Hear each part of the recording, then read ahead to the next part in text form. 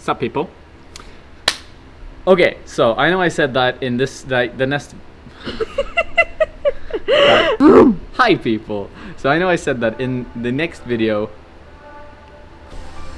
Yep. In the last video, I said that we were going to talk about toe hooks in the next video. But we're going to address something else because first off, I want to take some more time and just do some more research before I release that video. So I figured we're going to focus on something else today. Something else that's very important, which is flash technique. Essentially like what to think about when you're flashing a boulder, but also why you're flashing a boulder. So for me, the basis on why I think it's important is that if you're good at flashing boulders, meaning if you're good at doing boulders on the first attempt, after you've just looked at it and gotten an idea of how it's supposed to be climbed, then it probably means you have a good understanding of your own body, of your own, especially if it's a boulder around your grade, like your max grade or slightly below it. And that's why I think it's important to just at least take a second and reflect on these subjects. So in this video, we're going to look at it from a couple of different perspectives. Well, essentially two big ones. First off, it's me as a route setter and what I think about when I want to make you not be able to flash my boulders, which is going to be a little bit more about route reading. And then we're also going to look at me as a climber, because Nick actually set up a section a couple of days ago that I hadn't even seen before, that we're going to check out in a little while. But first off, I have this boulder that's kind of hard that I set a couple of weeks back. Yeah, let's jump into it.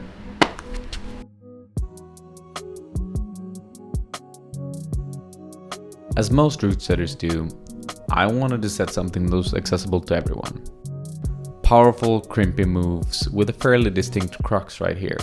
And in this segment, I'm using the beta that works well for a taller climber, but I also intended for two more ways of climbing it that would suit other body types. First off, we have a more shoulder method. And then second off, we have a more technical and coordinated method. And now let's check out these methods individually and just break them down a little bit. So the first one, the one that I used, uses the best holds of all three betas, but it requires bigger and bigger moves.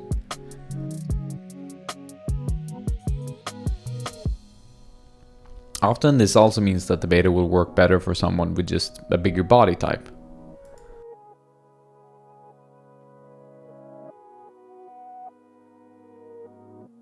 And then we have the second method, which has worked really well for shorter climbers, since it's more compact and it's more about trying to get your hips open and working with your shoulders. Finally, we have the last beta, which works well for someone who's just better at following their momentum than other people might be. And the important lesson here is that if the setter has done their job correctly, then in most cases there should be a beta that works better for you, and it might not be the same as for somebody else. Second off, we have a move at the start where I cross my right hand into a hold. And here's just a slightly better perspective of it.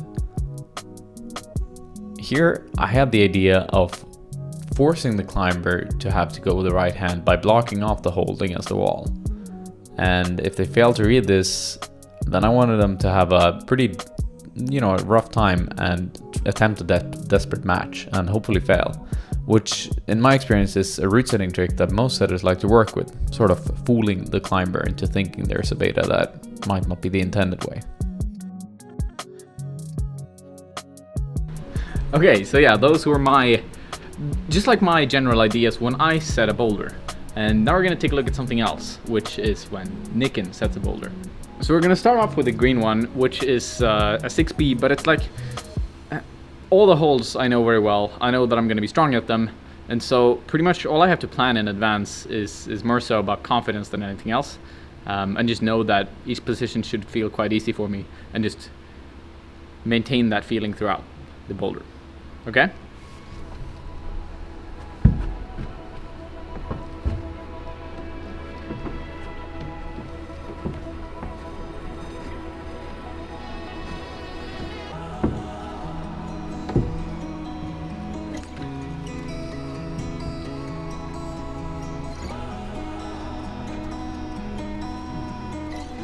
Okay.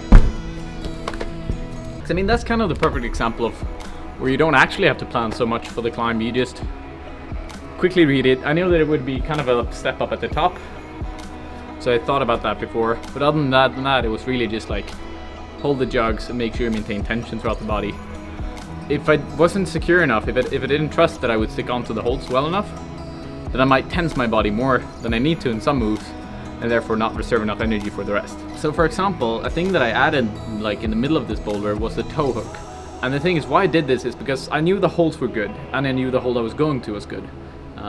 Which meant that I could utilize my legs in any way I saw fit to just reduce the amount of force that came from throwing the right hand slightly further up. And the toe hook was just the closest hold, and so it's the most logical one to use. And that's kind of the advantage you get when you have enough margin on the boulder, when you know your body enough, is the fact that you can start using these extra tricks in the middle of the boulder. And the thing is, if you don't have the margin, if you don't feel strong enough, then you definitely shouldn't. You should have planned for it in advance. So let's move over to the blue one and check that one out, because it's a little bit more tricky. Okay, so this boulder is actually slightly easier than the green one. So this one is graded 6A+, but it's also the perfect example of a 6A+ that a lot of people who are trying to flash that grade and who climb relatively close to that grade are going to fail on. Because sometimes it can be a little bit tricky to read how the holds are placed and what's going to happen, what the consequence is going to be to grabbing one of the holds. So from the first move, starting on these two, I've got two options. Either I go to this undercut, which is going to be harder to grab than this one, but closer, or I go to this one, which is going to feel more natural to go to in a way, because it's just straight pulling. But the thing is, if I go to this one first, I'm going to get locked in the position here, which is going to make it a lot harder to get up to this like big blob right here. That's one thing. The other thing is actually a cheeky trick that if you're more advanced you should think about, and that's, if you come a little bit closer, is chalk marks. So right here there's a lot of chalk, right?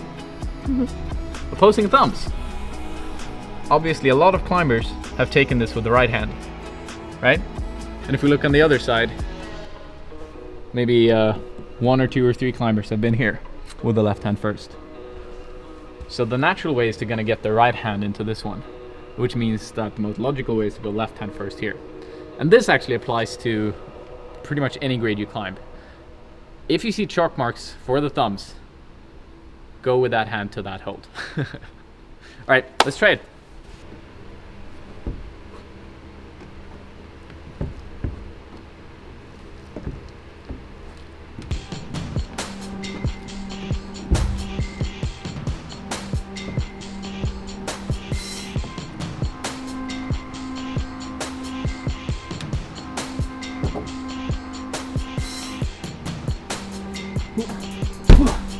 So this yellow one is, well, as you can tell, the holds are actually a lot more slopey than, for example, on the blue one. A lot more position dependent, I'd say, which also has another trick to it. This time we're not going to look for chalk marks, but we're going to look for rubber marks. So on these yellow volumes, for example, you can tell that up here there's very little rubber, right? Not that many people have been using this part of the hold. They've been using the lower part. And so we're gonna focus a lot on this one, on this one. We're just gonna position our body well before we make each move. And that's another thing that's gonna help quite a bit, is when you're flashing, if you just exactly like on the green one, we just sense our body and we try to understand, like, how am I gonna be affected by moving the left hand? Can I maintain the structure that I have from my feet, or will it just break apart? And then maybe try and move your hips around first before you actually go for the next hold.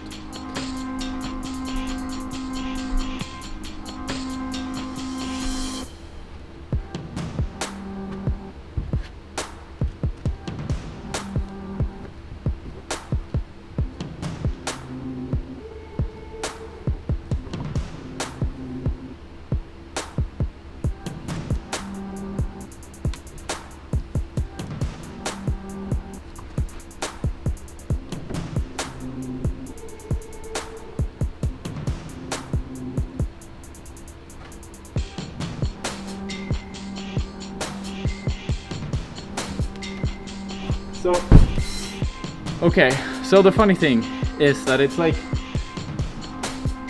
the yellow is such a good example because as soon as I position myself slightly incorrectly, I can sense it immediately.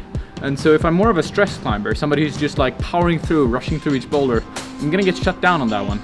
But I might be able to power myself through the green one, which was 1 grade harder. And that's kind of what makes a lot of climbers different. Some people are better at this whole, you know, sensing their bodies, understanding how they're moving. And some people are better at powering through. And for you as a climber, it's better to focus on what you're bad at and then work on that, of course. So if you notice that you sometimes rush through some of the more vertical sensitive boulders, take your time on them, and vice versa. If you're not very good at the powerful boulders, try and understand why you're not strong at those specific positions and then work your way through those. Okay, so on this one, I'm gonna have 2 options at the end as well, which we have to talk about. So as I mentioned, I'm gonna have to mantle the big one, right? But then I'm gonna have 2 options. One is to try and get the left foot up and just pretty much put myself in a no-hand position, which will require a lot of hip flexibility. Or 2, I put the left foot in here, make sure that I get my hips close to the wall, and then just lean on into the final hold. The thing is, I'm not sure exactly which is gonna be the way that I'm gonna climb it, but this is also part of flashing boulders. You plan for several different methods that you're gonna have to encounter. And when you notice that one of them isn't working, for example, I'm gonna first try and get the left foot up here because that will put me in a no hands position, which is better than like having to utilize my hips. But if I can notice that I just can't get the foot up, then I'm gonna use the lower foot hold instead. Second off, this sequence right here is a little bit tricky to read. So what I'm gonna focus on is try and go from this one and crossing under. But I could also imagine going right hand first and then crossing left handed. And what you should do is again, hard to tell. You really have to just rely on what your strengths usually are and then use those instead. And my strength is usually crossing in between holds. So I'm gonna try that and see if it works.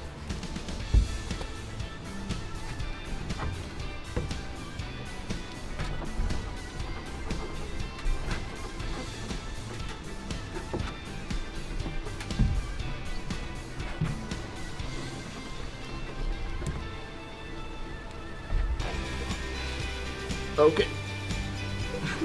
Lower foothold is it? It is.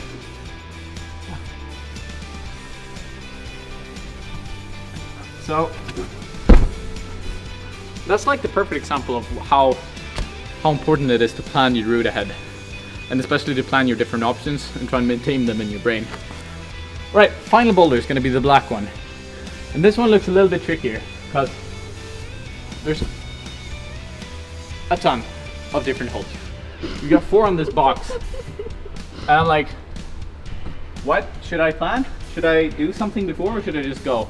And I'm pretty sure that if I just go on this one, I'm just gonna fall flat on the floor. So if you have a lot of holes, like a lot of holes that confuse you, the key is not to skip them all? Yeah. So essentially, like if you have a lot of holds, then it's definitely not better to just try and skip them and ignore as many of them as possible. Try to understand what the route setter intended and let that be your lesson. Okay, so one final thing before the black one. And this is like the nitpicking thing of flashing boulders. And usually applies more to outdoor climbing than indoor climbing. And it's the fact that these footholds that I'm gonna have to stand on are very, very edge required. You really need to have an edge on your shoe, like a harder shoe or just something to stand on. If you have a shoe, it's a Swedish word for it, shoe that's a little bit softer, like these shoes are, it gets very, very much harder. And I've actually changed to the exact same type of shoe. However, these are not brand new, but they're slightly smaller and very new. And these are on their like last week of climbing, so these have been incredibly worn in. But anyways, we're gonna hop on the boulder and you see how it goes.